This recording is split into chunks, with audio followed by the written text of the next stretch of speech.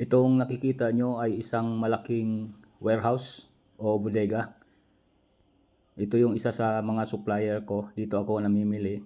At the same time, may mga kaibigan ako rito sa loob ng warehouse. Yun ang nagpre-prepare ng mga binibili ko rito. Pati yung mga scrap nila rito ay binibili ko. Ito, gaya nito.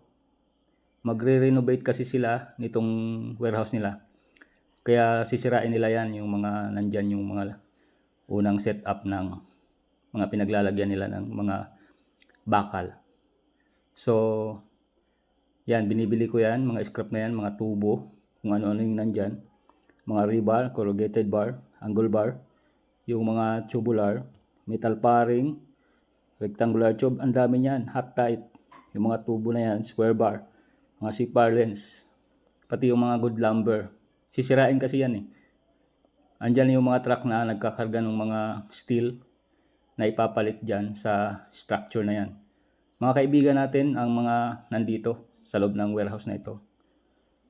Napakarami yan, yan. Dami ko nang nabili.